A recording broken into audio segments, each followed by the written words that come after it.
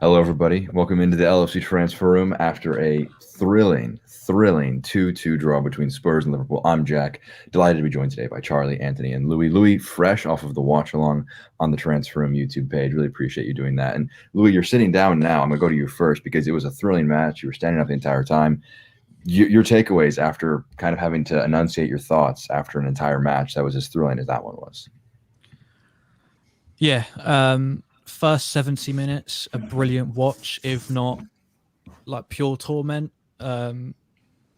Spurs were unbelievably dangerous on the counter attack. Every time we gave away possession, you thought they could easily go up and give themselves a 2-on-1, 1-on-1 with Alisson, who I do just want to say was spectacular today. As much as the second goal is his fault,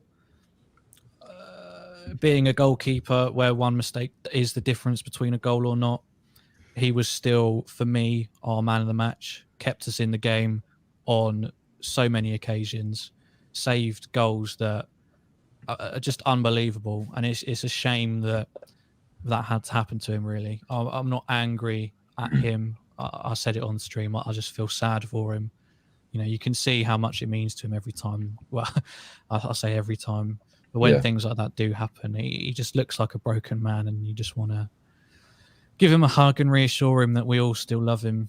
But moving on to the only moment that will be worth talking about now, because it completely redefined the game. I'm stunned. I mean, I asked you two both before we came on whether you thought it was a red, because I genuinely didn't believe it was. But if the general consensus is that it is serious foul play, then I guess I just need to lower my expectations for what serious foul play is. But you nailed it on the head. If you don't give Kane a red card for his tackle, on what planet can Robertson's one be deemed that? And the disappointing thing is that VAR did sod all in the game up until that point. It wanted to stay out of it as much as possible. It wanted to hide behind, it has to be a clear and obvious error before they get involved. And then they get involved in that challenge. And it just completely ruined a great spectacle and ultimately stole what could have been a really great 15, 20 minutes for either team. Yes. So, Anthony, I'll swing it over to you. We'll focus in on that Robertson red card before we kind of look more broadly on the match. Was it a red card in your eyes, as we kind of go for the consensus of the people on here? I think the yellow card was fair, to be honest. The only thing you could have said that it was a red card was because of how forceful it was. But if you've given a yellow initially, how can you say it was more forceful after rewatching it? Is just a stupid decision. And like Louis said, Kane's decision was just stupid as well. Straight red. And Jota obviously should have had a penalty as well. Yeah. So we have two, I guess, yellows in the eyes of Louis and Anthony. Charlie, where are you on that? Look, I think it's red. If I'm not biased, I think it's a red card. I do think he's sort of, I think he's kicked out of him, really. I still think he's gone for the ball, but I do think he's gone there to just wipe him out. Saying that, though, you cannot, as a referee, you cannot give that as a red card if you haven't give a red card for somebody jumping off the floor, studs up above the ankle. Paul Tierney, he needs to be sacked. Whatever Klopp says about him today, he shouldn't have to pay that fine. This is one of the worst refereeing performances I have ever seen, period. How can somebody not go over to the monitor for that one? All Robertson's done wrong, in their eyes, is he's all he's done is that Robertson is Robertson's Scotland captain and Kane's England captain. That's the only difference, because there's no league in this world that has the incompetence that referees do in England. There's a reason why they didn't go to the World Cup, and there's a reason why VAR isn't working in this country. It works in every other country that it's implemented in. The only country it does not work in is England, because the referees are useless. that I'm absolutely, you know what? Yeah, it was a sick game. You know, Tottenham fan, Liverpool fan, neutral. It's an absolutely amazing game, and it's getting ruined by the incompetence of a referee who, by the way, remember in 2018 when we played Spurs as well, and he got that absolutely ridiculous penalty. I'll let everybody take one guess who the referee was that game as well. Paul Tierney. Absolutely useless. I can't. I hope his mum. Yeah, I hope his mum's disappointed in him. I hope Paul Tierney's I thought you mum were going to say something worse. was watching. I hope Paul Tierney's mum was watching that game, and she goes, "Son, you're useless. I'm embarrassed by you." Absolute disgrace of a referee. Also, if you're on Twitter, come over to YouTube because you can comment. I was going to follow up on that. So I'm asking LC, who's the clear red? Which one? There's several instances that could be there. The thing you're one, Robertson's is not clear as Kane's 100%. Kane's, Tottenham fans will know that's a red. Yeah, I promise you won't get one Tottenham fan. Ask them in about tomorrow morning. They'll come to the senses and they'll be like, yeah, it's a straight red card. Obviously now there's a lot of bias going on, but Robertson's, I don't think it's clear cut. I don't think it's an obvious error at all. I think if you give a red card, fair enough, but he can't go over to the monitor after he's given a yellow for that. It's especially infuriating after the Kane one. And again, as Charlie mentioned, if you're on the Twitter, can't see your comments, but head over to the YouTube. It's linked right underneath the stream. Get your comments, get your thoughts in on that one. It was incredibly infuriating because the Diogo Jota penalty shout in the first half, that in my eyes was the worst decision of the day because it was completely ignored. It wasn't even reviewed, was it? I don't think the broadcasters in the United States didn't say that if it was reviewed or not. It was reviewed. Everything's reviewed, but it was quickly turned away. I do not understand how that was not looked at by the on-field referee because you have a guy lining up for a shot with his left boot and he's just barged over in the box.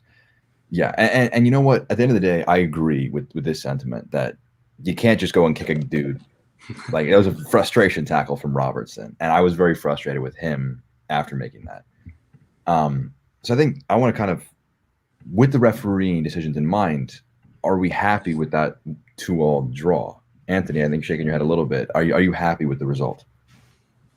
Well, given like obviously the poor refereeing decision, then I can't say I'm never happy with a draw, but it was probably deserved. Tottenham had better chances than us, but that's only because there's still Kane on the pitch. Obviously, Kane and Son were causing us bloody havoc all match with their counter-attacking, but even Ali. So these rubbish players always decide to perform against us. But I think it's on the levels today. Like we're missing 4 starters because of COVID, and Tottenham had to kind of obviously Tottenham didn't cheat, but the referees.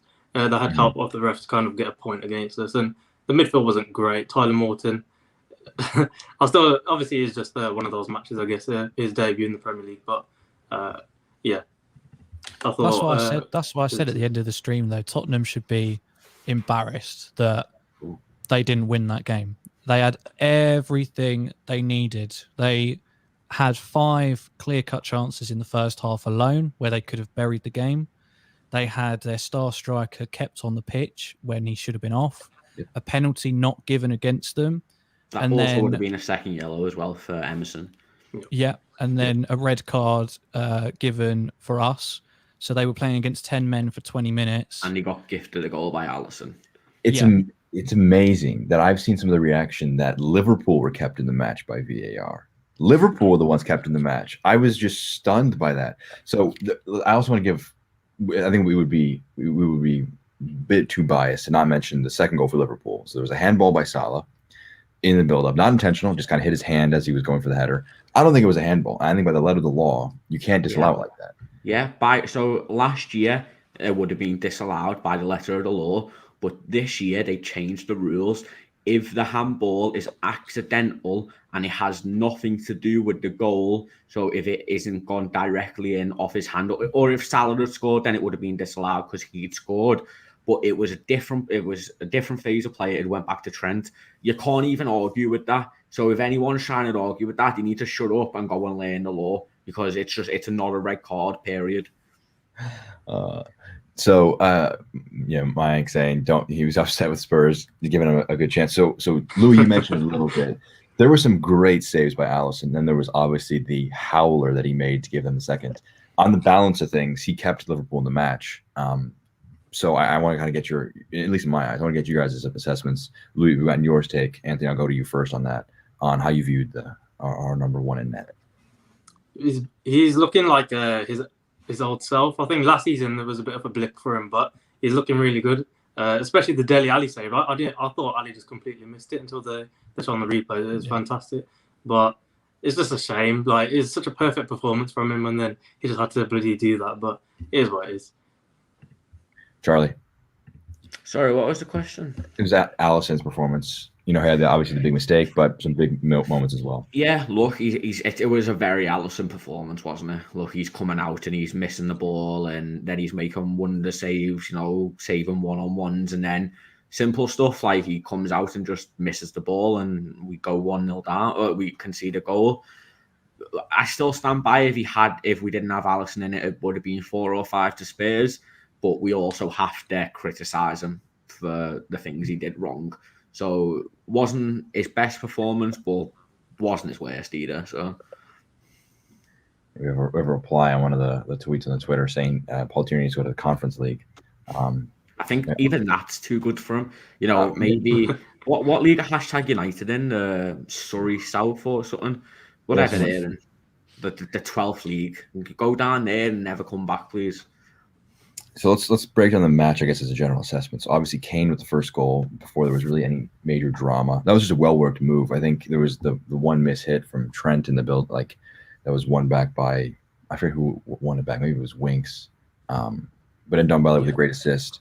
I guess that first goal from Kane, was that a credit to Spurs for doing well on that, or was that more so like a bit of frustration? Because I remember watching that just being a bit just angered with the lack of midfield strength, at least early on in the match. I think Jamie Redknapp was having a go at Konate for it. I think it was just good position and a good pass from Ndombele. But yeah, like you said, the midfield just wasn't strong enough, and it wasn't the greatest of passes from Trent. But Tottenham knew. I think they had to target our midfield in that match. That's the area they had to kind of overpower, and that's how they got their goal.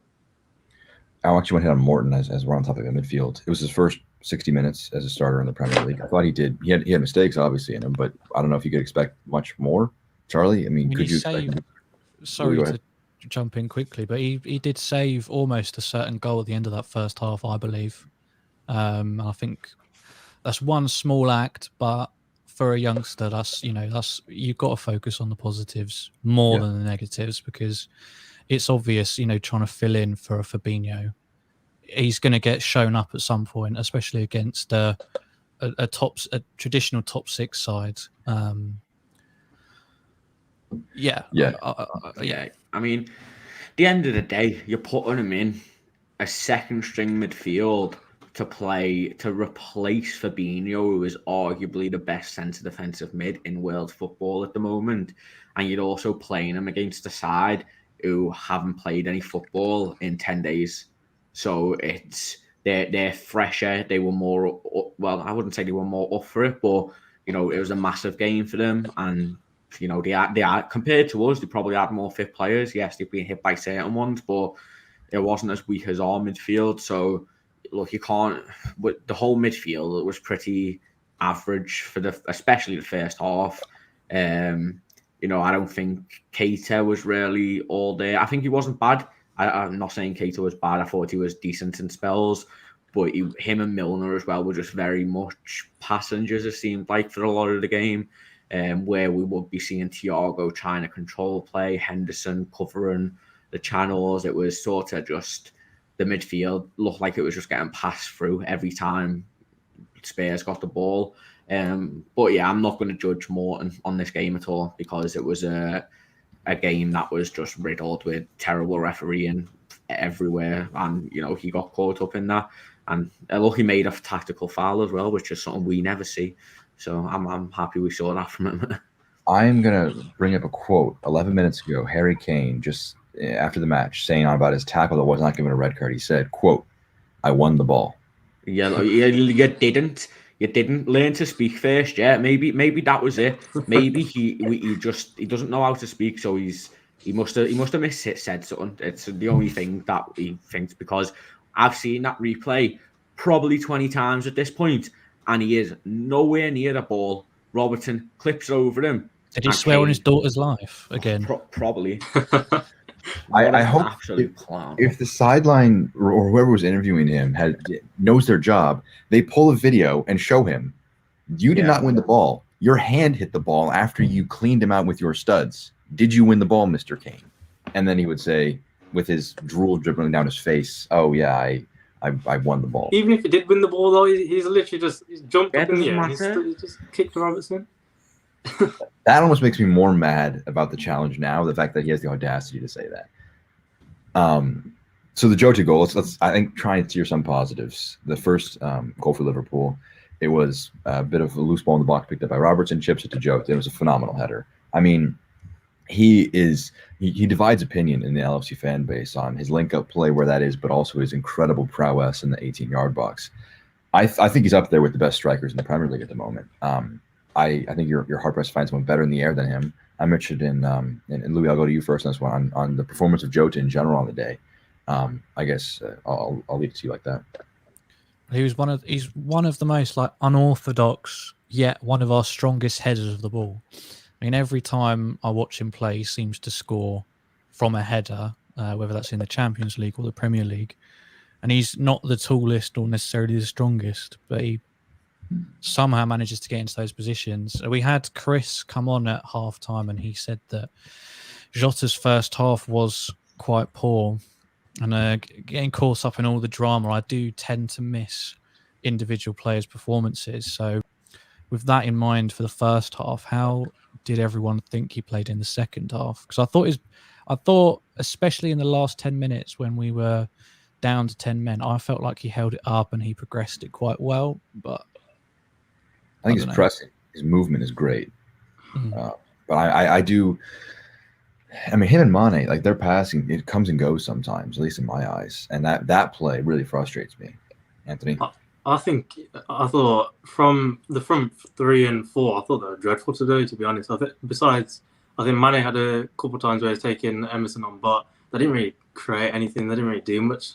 Obviously, Jota scored the goal, but besides that, they didn't really get in any good positions to score goals. It was coming from Trent and Robertson, but like Kris said, Jota was poor. He always does that though. I think he'll disappear for like half an hour, then he'll just pop up randomly with a goal. But if he can keep scoring goals, then it's all good.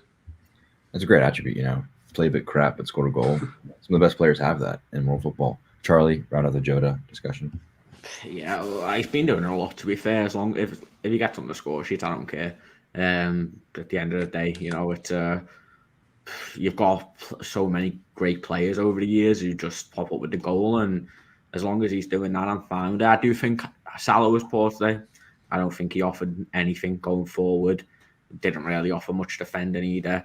We've at the end of the day, we have to say, even though Salah's been unbelievable this season, still the best player in the world, we do have to say when his performance has been disappointing.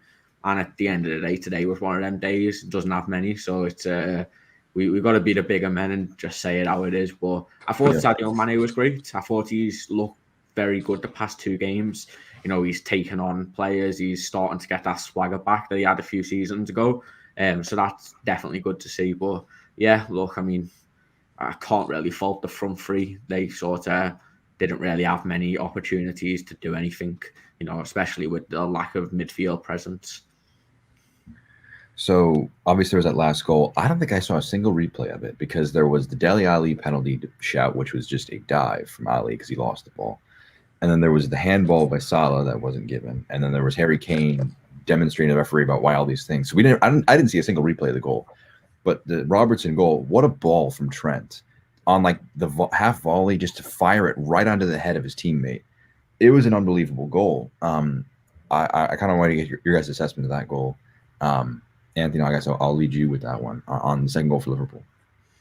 I can't fully remember it, I'm not going to lie, but it's just Trent's technical ability is just out of this world, isn't it? Especially for a right back. Like, I know people say you can play him in midfield, but it's just the wrong thing to do. But his link-up play with Robertson all match is just unbelievable. And it's not like we've seen this for the first time. We see it every single week as well.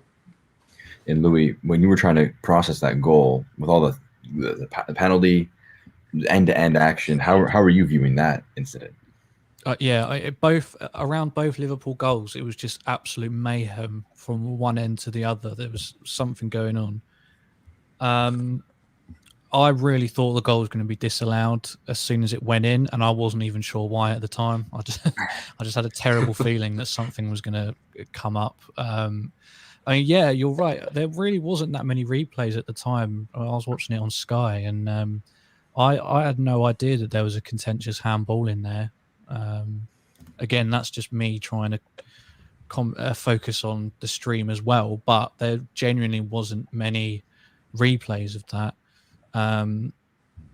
But yeah, just another display of how special Trent is with that half volley cross. I mean, he couldn't have put it any more on Robertson's head, and all he had to do was just crouch down and nog it in. And at that point, I really thought we were going to march on and confidently see out the game, but little did I know what chaos was to ensue. I mean, on the day, first goal assisted by Robertson, scored by José. Second goal assisted by a fullback, scored by the other fullback. So it was really, I think that supports your point, Anthony, that the front four, which it was at times, was not at its best today.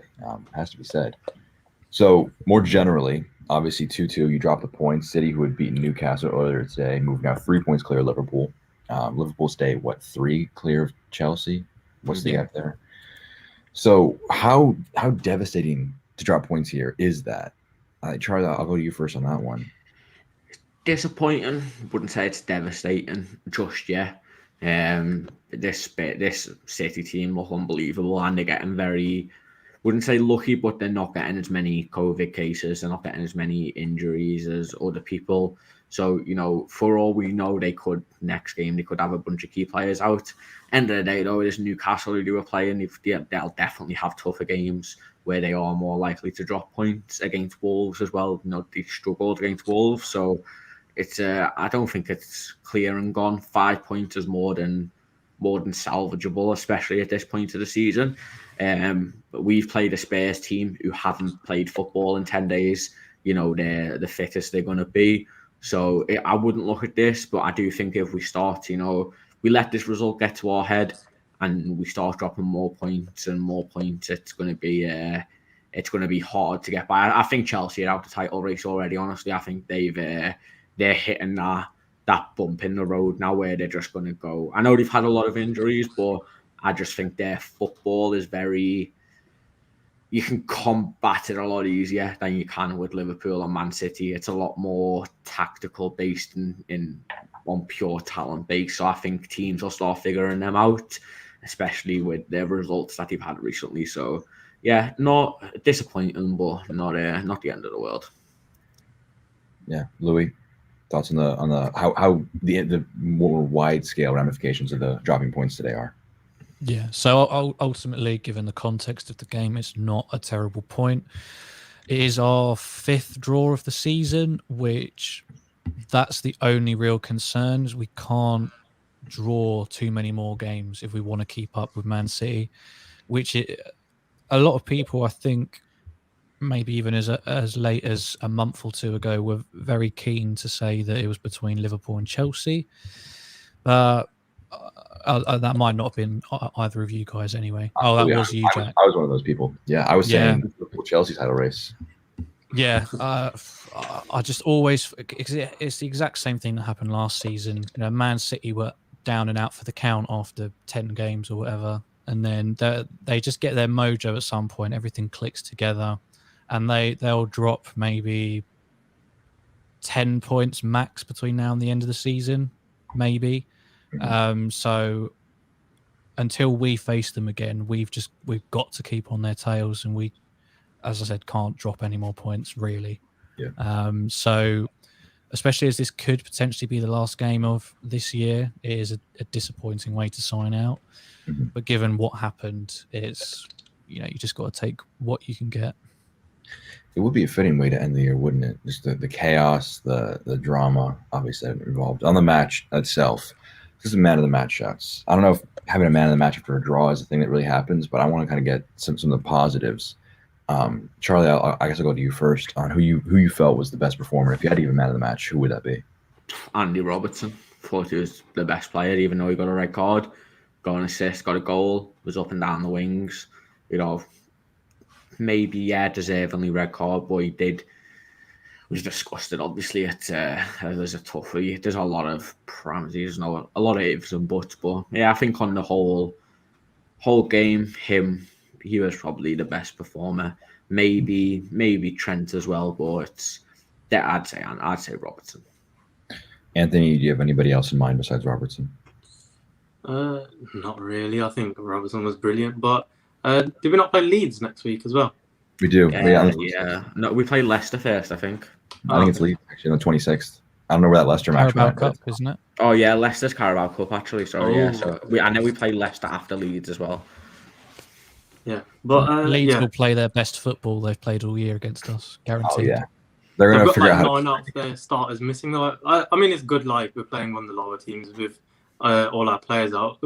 It's not like the worst result in the world, I guess, today. But given our injuries and not really injuries, given our illnesses and the poor refereeing decisions, but I reckon we could still catch up to City. But I was gonna say, I think I was one of those who said City will finish 4th. And I think I put Man United higher than the beginning of the season.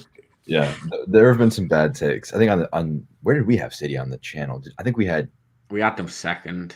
Did we? I thought we had Chelsea second. I won't lie. Nah, I don't know, but I just want to say how good my Arsenal prediction was that I got absolutely destroyed for. I was with you on that one as well. I thought Arsenal do really well, and everyone was like, no. But I thought Spurs would do well. we proved them wrong. Spurs are doing well now, but it's not under the manager that they had at the start of the season. And I think we should give a little bit of credit to Spurs because, yes, they rode their luck at times quite a bit, but they also looked very, very dangerous in the counter, especially in that first half. So they did create quite a few chances, and if they actually didn't have Dele Alli getting on the end of a few chances, they may have actually buried the match quite early on, which is credit to them for that.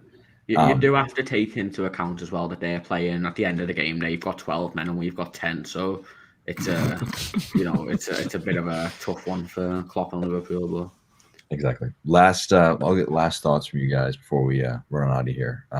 Louis, any last thoughts on the match?